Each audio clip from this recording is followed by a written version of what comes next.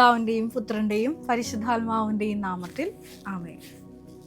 പരിശുദ്ധ ദൈവമാതാവിൻ്റെ കരം പിടിച്ച് ദൈവപിതാവിനെ മുഖാഭിമുഖം കാണുവാൻ ഈ ഭൂമിയിലായിരുന്നുകൊണ്ട് മരിയൻ ഉടമ്പടി എടുത്തുകൊണ്ട് കൂടുതൽ വിശ്വസ്തയോടെ തീക്ഷ്ണതയോടെ മരിയൻ ഉടമ്പടി നിബന്ധനകൾ പാലിച്ച് മുന്നേറാൻ ഉതകുന്ന ലിവിങ് ഓറക്കിൾസ് ജീവവചസ്സുകൾ എന്ന വലിയ ശുശ്രൂഷയുടെ 43-ാമത്തെ എപ്പിസോഡിലേക്ക് എല്ലാവരെയും ദൈവനാമത്തിൽ സ്വാഗതം ചെയ്യുന്നു. ഇന്ന് നമ്മൾ സാക്ഷ്യ വചന വിശകലനത്തിനായി എടുത്തിരിക്കുന്നത് അബുദാബിയിൽ നിന്നുള്ള എബിയുടെയും കുടുംബത്തിൻ്റെയും വലിയൊരു സാക്ഷ്യമാണ്. എൻ്റെ പേര് എബി, ഇതെൻ്റെ ഭാര്യ ഡയാന, ഇത് ഞങ്ങളുടെ കുഞ്ഞ് ആദം. ഞങ്ങൾ അബുദാബിയിൽ നിന്ന് വരുന്നു. നാട്ടിലെ പാലായാണ് സ്വദേശം. എബിയും ഭാര്യ ഡയാനയും പിഞ്ചു കുഞ്ഞുമായിട്ട് നവംബർ മാസം 21-ാം തീയതി ജനിച്ച കുഞ്ഞുമായിട്ട് ആദം എന്ന മകനുമായിട്ട് പറയുന്ന വലിയൊരു സാക്ഷ്യം. ഈ സാക്ഷ്യത്തിൻ്റെ പ്രത്യേകത, എബി എന്ന മകൻ 2022 മുതൽ കൃപാസനത്തിലെ മരിയൻ ഉടമ്പടിയിലാണ്. ഇത് 3-ാം ഉടമ്പടി സാക്ഷ്യമാണ് ഈ മകൻ പറയുന്നത്. വൈഫും 2024 മുതൽ മരിയൻ ഉടമ്പടിയിൽ ജീവിക്കുന്ന ഒരു വ്യക്തിയാണ്. ബാറൂക്ക് 5:7 തിരുവചനം അനുസരിച്ച് ദൈവം തൻ്റെ മഹത്വത്തിൻ്റെ ചിറകുകളിൽ സംവഹിച്ച് അബുദാബിയിൽ ജീവിതം കരുപ്പിടിപ്പിച്ച് ദൈവത്തിൻ്റെ മഹത്വത്തിൻ്റെ തണലിൽ വസിക്കുന്ന ഒരു കുടുംബം, അങ്ങനെ പറയാനാണ് ഞാൻ ആഗ്രഹിക്കുന്നത്. അങ്ങനെ ഒരു കുടുംബത്തിൻ്റെ സാക്ഷ്യമാണിത്. ദൈവം തൻ്റെ മഹത്വത്തിൻ്റെ ചിറകുകളിൽ ഒരു വ്യക്തിയെ, അതുമല്ലെങ്കിൽ ഒരു ഭവനത്തെ സംവഹിക്കുമ്പോൾ അസാധ്യമായ വലിയ ദൈവിക ഇടപെടലുകൾ അവരുടെ ജീവിതത്തിൽ ഉണ്ടാവും.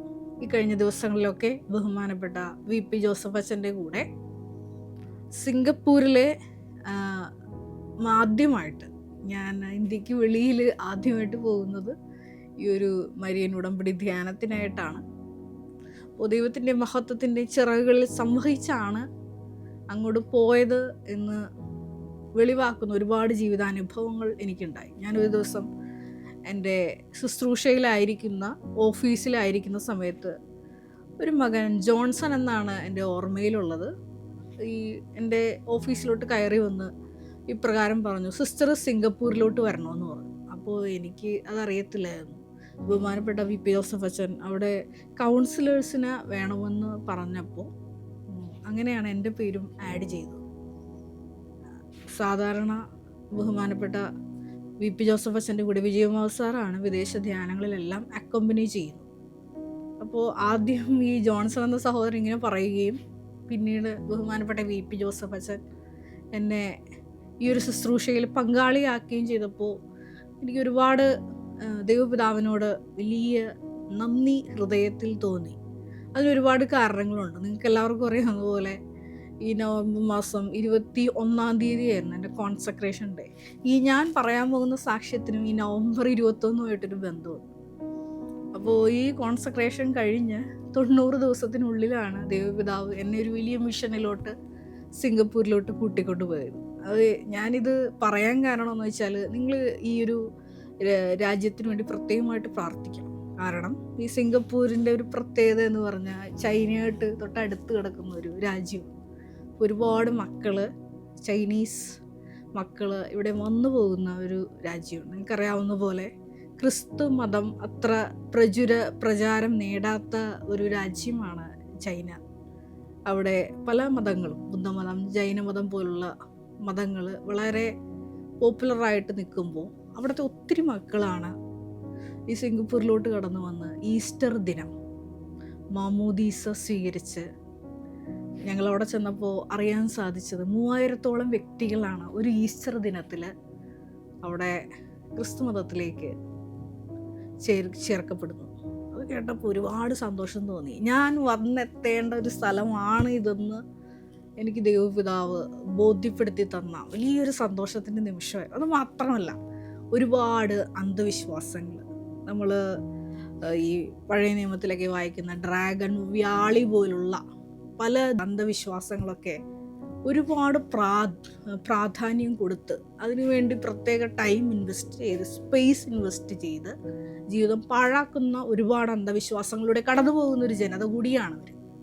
സിംഗപ്പൂരിലും ഇത്തരത്തിലുള്ള വിശ്വാസങ്ങൾ പലയിടങ്ങളിൽ പൊതുസ്ഥലങ്ങളിൽ ഫോളോ ചെയ്യുന്നത് നേരിട്ട് കാണാൻ സാധിച്ചു. അവിടെയൊക്കെ ഞാൻ ആ മണ്ണിൽ ചവിട്ടി നിന്നപ്പോൾ പരിശുദ്ധ അമ്മയ്ക്ക് ഈ വിഷയങ്ങളെല്ലാം, ഏതെല്ലാം അന്ധവിശ്വാസങ്ങൾ അവിടെ നിലനിൽക്കുന്നുവോ അവിടെയെല്ലാം പരിശുദ്ധ അമ്മ ദൈവമാതാവേ, നീ സർപ്പത്തിൻ്റെ തല തകർത്തതുപോലെ വിജയം വരിച്ച് ഒരു മരിയൻ പ്രത്യക്ഷീകരണ നടക്കുന്ന ഒരു ഭൂമിയായി ആ സ്ഥലത്തെ വളർത്തണം എന്ന് പ്രാർത്ഥിച്ചുകൊണ്ടാണ് അവിടെ നിന്ന് പിൻവാങ്ങിയത്. ഒപ്പം തന്നെ അവിടെ മരിയൻ ഉടമ്പടി എടുത്ത് പുതുക്കി ജീവിക്കുന്ന മക്കള് ഇവിടുത്തെ കൃപാസനത്തിൽ നടന്ന പരിശുദ്ധ അമ്മയുടെ പ്രത്യക്ഷീകരണത്തിൻ്റെ ഒരു വാഹകരായിട്ട് വർത്തിക്കണം എന്നുള്ള വലിയൊരു ആഗ്രഹം കൂടി മനസ്സിൽ അവിടെ നിന്ന് പിരിയുമ്പോൾ ഉണ്ടായിരുന്നു. ഞാനിപ്പോൾ പറഞ്ഞു വന്നത്, ഇങ്ങനെ ദൈവത്തിൻ്റെ മഹത്വത്തിൻ്റെ ചിറകിൽ സംവഹിക്കപ്പെട്ട ഈ ഒരു കുടുംബത്തിനുണ്ടായ വലിയൊരു ദൈവിക അനുഭവമാണ്. അവർ അബുദാബിയിലോട്ട് ചേക്കേറുമ്പോൾ മുതൽ പരിശുദ്ധ ദൈവമാതാവിൻ്റെ ആ കരത്തിൻ്റെ തണലിൽ ദൈവത്തിൻ്റെ മഹത്വത്തിൻ്റെ ചിറകിൽ ബാറൂഖ് 5:7 തിരുവചനം അനുസരിച്ച് ദൈവം സംവഹിച്ച് നടത്തിയ ഒരു കുടുംബത്തിൻ്റെ സാക്ഷ്യമാണിത്. ആ മകൻ സാക്ഷ്യം പറഞ്ഞു തുടങ്ങുന്നത് ഇപ്രകാരമാണ്. ഞങ്ങളുടെ വിവാഹശേഷം, ഞങ്ങൾ 2024 ഓഗസ്റ്റിലായിരുന്നു ഞങ്ങളുടെ വിവാഹശേഷം ഞങ്ങൾ അബുദാബിയിലേക്ക് ചെന്നു. അബുദാബിയിൽ ഞങ്ങൾ ഒന്നിച്ച് താമസിക്കുന്നതിന് വേണ്ടി ഞങ്ങളൊരു താമസ സ്ഥലം അന്വേഷിച്ചുകൊണ്ടിരുന്നു. ഞങ്ങൾ ആദ്യം ചെന്ന് ഞങ്ങളുടെ ഒരു സുഹൃത്തിൻ്റെ താമസ സ്ഥലത്താണ് താമസിച്ചിരുന്നത്, റൂമിലാണ് താമസിച്ചിരുന്നത്. പിന്നീട് കുടുംബമായിട്ട് ജീവിക്കുമ്പോൾ തീർച്ചയായിട്ടും ഒരു വീട് ആവശ്യമാണ്. ഈ മകൻ ചെയ്തത് ലൈറ്റ് ക്യാൻഡിൽ പ്രയർ ഇട്ട് പ്രാർത്ഥിച്ചു. ഞങ്ങളങ്ങനെ പരിശുദ്ധ അമ്മയുടെ കൃപാസന മാതാവിൻ്റെ ലൈറ്റ് ക്യാൻഡിൽ പ്രയർ റിക്വസ്റ്റിൽ അപേക്ഷിച്ചു. ഞങ്ങൾക്കൊരു അനുയോജ്യമായിട്ട് ഞങ്ങളുടെ ബഡ്ജറ്റിലും അതുപോലെ തന്നെ ഞങ്ങൾക്ക് യോജിക്കുന്നതുമായിട്ടുള്ളൊരു താമസ സ്ഥലം ലഭിക്കുന്നതിന് വേണ്ടി, അതായത് ആ ഒരു ഈ സങ്കീർത്തകൻ പറയുന്നത് പോലെ ആകാശം അങ്ങയുടേതാണ്, ഭൂമി അങ്ങയുടേതാണ്. 89-ാം സങ്കീർത്തനത്തിൽ നമ്മൾ വായിക്കുന്നത് പോലെ നല്ലൊരു വാസസ്ഥലം കുറഞ്ഞ ചിലവിൽ ഈ ലൈറ്റ് ക്യാൻഡിൽ പ്രയർ ഇട്ട് പ്രാർത്ഥിച്ചപ്പോൾ ഈ കുടുംബത്തിന് ആദ്യം കിട്ടി. പിന്നീട് ഒരു കുഞ്ഞ് ഉണ്ടാകാനുള്ള പ്രയത്നത്തിലായിരുന്നു ഇവർ. അപ്പോൾ ഈ മകൾക്ക് PCOD അസുഖമുണ്ട്. പക്ഷേ കൃപാസനത്തിലെ ഉടമ്പടി നേർച്ച വസ്തുക്കളുടെ പ്രയോഗം കൊണ്ട് ഈ മകള് അസാധ്യമെന്ന് നനച്ചിരിക്കുന്ന സമയത്ത് ഗർഭിണിയാകുന്നു. കാരണം ഈ ഓവുലേഷൻ നടക്കുന്ന ഒരു ടൈമിലല്ല ഈ മകള് പ്രഗ്നൻ്റ് ആവുന്നത്. അത് മത്തായി 3:9 തിരുവചനം അനുസരിച്ച് ഈ കല്ലിൽ നിന്ന് അബ്രഹാത്തിന് തൻ്റെ സന്തതികളെ ജനിപ്പിക്കാൻ കഴിയും, ദൈവത്തിന് കഴിയും എന്നുള്ള ഒരു വചനത്തിൻ്റെ പൂർത്തീകരണം എന്നോണമാണ് അസാധ്യമായിട്ട് ഈ മകള് ഗർഭിണിയാവുന്നത് ഡോക്ടർ തന്നെ പറയുന്നുണ്ട്. പിന്നീട് നമ്മൾ കാണുന്നുണ്ട് 3-ാം മാസത്തെ സ്കാനിങ്ങിൽ ഈ മകളുടെ വയറ്റിലൊരു സിസ്റ്റ് ഉണ്ട് ഗർഭപാത്രത്തിൽ. പക്ഷേ ഡോക്ടറെ കൊണ്ട് ഇവരുടെ അടുത്ത് ദൈവം പറയിപ്പിക്കുന്നില്ല. പക്ഷേ ദൈവം അത്ഭുതം പ്രവർത്തിച്ചു എന്നറിയാൻ വേണ്ടി 5-ാം മാസത്തെ സ്കാനിങ്ങിൽ കഴിഞ്ഞ് ഇവർ പുറത്തിറക്കുന്ന സമയത്ത് ഡോക്ടർ വിളിച്ച് പറയും, ഇല്ല അതിപ്പോൾ കാണാനില്ല എന്ന് പറഞ്ഞു. അപ്പോൾ ഞങ്ങൾക്കത് മനസ്സിലായില്ല എന്താ ഡോക്ടർ ഉദ്ദേശിച്ചതെന്ന്. അപ്പം ഞങ്ങൾ പറഞ്ഞു എന്താ ഡോക്ടർ ഉദ്ദേശിച്ചത് മനസ്സിലായില്ല. അപ്പോൾ ഡോക്ടർ പറഞ്ഞു നിങ്ങളോട് പറഞ്ഞില്ലായിരുന്നോ എന്ന് ചോദിച്ചു. അപ്പോൾ പറഞ്ഞു ഇല്ല. അപ്പോൾ 3-ാം മാസത്തെ സ്കാനിങ്ങിൽ ഇവളുടെ സ്കാനിങ്ങിൽ ഇവളുടെ യൂട്രസിലൊരു സിസ്റ്റ് കൂടി കണ്ടിരുന്നു. പക്ഷേ സിസ്റ്റ് കണ്ട കാര്യം നമ്മളോട് പറഞ്ഞില്ല. 5-ാം മാസത്തെ സ്കാനിങ്ങിൽ ഡോക്ടർ പറഞ്ഞു ആ സിസ്റ്റ് ഇപ്പോൾ കാണുന്നില്ല, അത് അപ്രതീക്ഷിതമായിട്ടുണ്ടെന്ന് പറഞ്ഞു. അപ്പോൾ അത് ദൈവം തൻ്റെ സാന്നിധ്യത്തിൻ്റെ മറവിൽ ഈ മക്കളെ ഒളിപ്പിച്ചതാണ്. ഞാൻ നേരത്തെ പറഞ്ഞതുപോലെ മഹത്വത്തിൻ്റെ ചിറകിൽ സംവഹിക്കുന്ന ഈ മക്കളെ ദൈവം താങ്ങി നിർത്തുന്ന വലിയൊരു സാക്ഷ്യം. പിന്നീട് ഈ മകൾക്ക് ഗെസ്റ്റേഷണൽ ഡയബറ്റിസ്, ഷുഗർ ഉണ്ടാവുന്നു. അവിടെ നിന്നും പരിശുദ്ധ അമ്മ ഈ മകൾക്ക് സംരക്ഷണം കൊടുക്കുന്നു. പിന്നെ ഈ മകൾ പറയുന്നുണ്ട് 40 ആഴ്ച പൂർത്തിയായ ശേഷമാണ് ഈ മകള് ഈ കുഞ്ഞിന് ജന്മം നൽകുന്നത്. അപ്പം അതിൻ്റെ കാരണം ഈ അപ്പൻ തന്നെ ഈ സാക്ഷ്യത്തിൽ വിവരിക്കുന്നുണ്ട്. അപ്പോൾ നോർമൽ ഡെലിവറി എക്സ്പെക്റ്റ് ചെയ്യുന്ന സമയത്ത് ഈ ഡോക്ടർ പറയുന്നുണ്ട് ഇനി താമസിച്ചാൽ പ്രശ്നമാണെന്ന് പറയുമ്പോൾ ഈ മകനൊരു വചനം ലഭിക്കുകയാണ്. യോഹന്നാൻ്റെ സുവിശേഷത്തിലെ കാറ്റ് അതിന് ഇഷ്ടമുള്ളിടത്തേക്ക് വീശുന്നു. അതെ, ആത്മാവിൽ നിന്ന് ജനിക്കുന്നവരും അപ്രകാരമാണ്. അതായത് ഇങ്ങനെ നോർമൽ ഡെലിവറി എക്സ്പെക്റ്റ് ചെയ്യുന്ന സമയത്ത് സിസേറിയന് പോസ്റ്റ് ചെയ്യപ്പെടുമ്പോൾ ദൈവഹിതം ആരായാനാണ് ഈ മകൻ വചനം തുറന്ന് വായിക്കുന്നത്. അപ്പോൾ ഈ വചനമാണ് കിട്ടുന്നത്. അപ്പോൾ അത് ദൈവത്തിന് പൂർണ്ണമായിട്ട് സമർപ്പിച്ച് ഡെലിവറി കഴിയുമ്പോഴാണ് അറിയുന്നത് 4 കിലോയ്ക്ക് മുകളിൽ ഈ കുഞ്ഞുണ്ടായിരുന്നു വെയിറ്റ്. തീർച്ചയായിട്ടും നോർമൽ ഡെലിവറി നടത്തിയിരുന്നെങ്കിൽ അമ്മയ്ക്കോ കുഞ്ഞിനോ ഒരു അപകടമായി മാറിയേനെ. അവിടെയും വലിയ ദൈവിക സംരക്ഷണം. ഞാൻ നേരത്തെ പറഞ്ഞ പോലെ ബാറൂക്ക് 5:7 തിരുവചനം അനുസരിച്ച് ദൈവത്തിൻ്റെ മഹത്വത്തിൻ്റെ തണലിൽ ഇവർ സുരക്ഷിതരായിട്ട് വീണ്ടും വഹിക്കപ്പെടുകയാണ്. വീണ്ടും ഈ അപ്പം പറയുന്നുണ്ട്, നവംബർ 21-ന്, അതായത് പരിശുദ്ധമ്മയുടെ സമർപ്പണ ദിനം തന്നെ ഈ മകൻ ഭൂമിയിലേക്ക് വരണമെന്നുള്ളത് ദൈവപിതാവിൻ്റെ വലിയ നിശ്ചയമായിരുന്നു. അത് പൂർത്തിയാകാനാണ് ഇങ്ങനെയൊക്കെ 40 ആഴ്ച പൂർത്തീകരിച്ച് ഈ മകൻ ഭൂമിയിലേക്ക് വന്നത്. തുടർന്നും പറയുന്നുണ്ട്, നോട്ട് ബൈ മെറിറ്റിൽ ഈ മകൾക്ക് ഡയാനയ്ക്ക് ലൈസൻസ് കിട്ടുന്നു.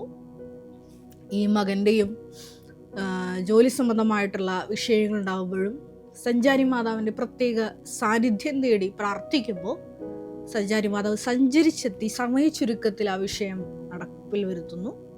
ആ വിഷയത്തിനൊരു തീരുമാനമുണ്ടാക്കുന്നു. അങ്ങനെ പോകുന്നു. വളരെ നീണ്ട സാക്ഷ്യമാണത്. 31 മിനിറ്റോളം ഈ മകൻ ഈ സാക്ഷ്യം പറയുന്നുണ്ട്. ഞാൻ അതിൻ്റെ പ്രസക്തമായ കാര്യങ്ങളാണ് പറഞ്ഞത്. ഒരു കാര്യവും കൂടി ഈ സഹോദരൻ പറയുന്നുണ്ട്. കുഞ്ഞ് ജനിച്ചു കഴിഞ്ഞതിന് ശേഷം കുറച്ച് കോംപ്ലിക്കേഷൻ ഉണ്ടാവുന്നു. അപ്പോൾ NICUവിൽ കുഞ്ഞിനെ അഡ്മിറ്റ് ചെയ്യേണ്ട വരുന്നു. അമ്മ ഡിസ്ചാർജ് ആയപ്പോഴും കുഞ്ഞ് NICU തന്നെയാണ്. അപ്പോഴും ഈ സഹോദരൻ പ്രാർത്ഥിക്കുന്നുണ്ട്, സഞ്ചാരി മാതാവേ, കുരിശിൻ്റെ ചുവട്ടിൽ അമ്മ നിന്നതുപോലെ ഞങ്ങൾക്ക് ഈ സമയം ഇവിടെ നിൽക്കാൻ പറ്റില്ല. പരിശുദ്ധ അമ്മ തന്നെ നിന്ന് ഈ കുഞ്ഞിൻ്റെ കാര്യമൊക്കെ നോക്കണം എന്ന് പരിശുദ്ധ അമ്മ ആ വിഷയം പരമേൽപ്പിക്കുന്നു. വലിയൊരു ആത്മസ്വാതന്ത്ര്യത്തോടു കൂടിയിട്ടാണ് ഈ മകൻ പരിശുദ്ധ അമ്മയുമായിട്ട് സംഭാഷണത്തിൽ ഏർപ്പെടുകയും തക്ക സമയത്ത് പരിശുദ്ധ അമ്മയുടെ വലിയ ഇടപെടലുകളോട് കൂടിയ വലിയൊരു സാക്ഷ്യം കൂടിയാണ്. നിങ്ങൾക്കത് സാക്ഷ്യം കേൾക്കുമ്പോൾ ഈ സാക്ഷ്യത്തിൻ്റെ കൂടെ പിൻ ചെയ്യുന്നുണ്ട് ഈ ഒരു എപ്പിസോഡിൻ്റെ കൂടെ. നിങ്ങൾക്കത് പൂർണ്ണമായിട്ടും കാണാം. നിങ്ങൾ കേട്ടിരിക്കേണ്ട ഒരു സാക്ഷ്യമാണ്. കാരണം വളരെ സുന്ദരമായിട്ട് അവരുടെ പരസ്പരമുള്ള സ്നേഹവും സഹകരണവും, ഒപ്പം തന്നെ ഒരു ക്രിസ്തീയ ദമ്പതികൾ എപ്രകാരമാണ് ഒരു വിഷയം ജീവിതത്തിൽ വരുമ്പോൾ അത് പ്രാർത്ഥിച്ച് അതിജീവിക്കേണ്ടത്, അത് പരിശുദ്ധ അമ്മയുടെ കരം പിടിച്ച് എങ്ങനെയാണ് അത് ലൈറ്റ് വെയ്റ്റനിങ് സംഭവിച്ച് എല്ലാം ലഘുവാക്കി തീർക്കുന്നു എന്നുള്ള വലിയൊരു സാക്ഷ്യം പറയുന്നുണ്ട്. സാക്ഷ്യം അവസാനിപ്പിക്കുമ്പോൾ ഇവർ പറയുന്നുണ്ട് അവർ ചെയ്യുന്ന കാരുണ്യ പ്രേക്ഷിത പ്രവർത്തനം അതിൻ്റെയൊക്കെ ഒരു ബലത്തിലാണ് പരിശുദ്ധ അമ്മ ഇങ്ങനെ സഞ്ചരിച്ച് ഇവരുടെ കൂടെ വരുന്നത്. കാരണം അവർക്ക് അതിനുള്ള മെറിറ്റ് ഉണ്ട്. വളരെ വിശുദ്ധിയുള്ള ഉൽപ്പത്തി 17:1 തിരുവചനം അനുസരിച്ച് എൻ്റെ മുമ്പാകെ വ്യാപരിക്കുക, വിശുദ്ധിയിൽ വ്യാപരിക്കുക എന്നുള്ള അബ്രാഹത്തിനോട് ആദ്യമായിട്ട് ഉടമ്പടി ചെയ്യുമ്പോൾ ദൈവപിതാവ് നൽകിയ ആ ഒരു കൽപ്പന ഇവർ അച്ചട്ടായിട്ട് അവരുടെ ജീവിതത്തിൽ പ്രാവർത്തികമാക്കുന്നു. ഈ ഒരു സാക്ഷ്യം കേട്ടപ്പോൾ എൻ്റെ മനസ്സിലോട്ട് ഓടി വന്ന വചനം ഇതാണ്, ഏശയ്യ 49:8. ദൈവമായ കർത്താവ് അരുളി ചെയ്യുന്നു, പ്രസാദകാലത്ത് ഞാൻ നിനക്ക് ഉത്തരമരുളി, രക്ഷയുടെ ദിവസത്തിൽ ഞാൻ നിന്നെ സഹായിച്ചു. രാജ്യം സ്ഥാപിക്കാനും ശൂന്യമായ അവകാശഭൂമി പുനർവിഭജനം ചെയ്തു കൊടുക്കാനും ഞാൻ നിന്നെ സംരക്ഷിച്ച് ജനത്തിന് ഉടമ്പടിയായി നൽകിയിരിക്കുന്നു. ഈ വചനത്തിന് ഒരുപാട് അർത്ഥങ്ങളുണ്ട്. അതായത് ഒന്നാമതായിട്ട് നമ്മൾ വായിച്ചു കേട്ടത് പ്രകാരം പ്രസാദകാലത്ത് ഞാൻ നിനക്ക് ഉത്തരമരുളി. ആദ്യം നമ്മൾ കേട്ടായിരുന്നു യോഹന്നാൻ 3:8. ഉടമ്പടിയിൽ നിലനിൽക്കെ തന്നെ ഒരു പ്രതിസന്ധി ഘട്ടം വരുമ്പോൾ വചനം ഓപ്പൺ ചെയ്യുമ്പോൾ ഈ മകനോട് ദൈവപിതാവ് നേരിട്ട് സംസാരിക്കുകയാണ്.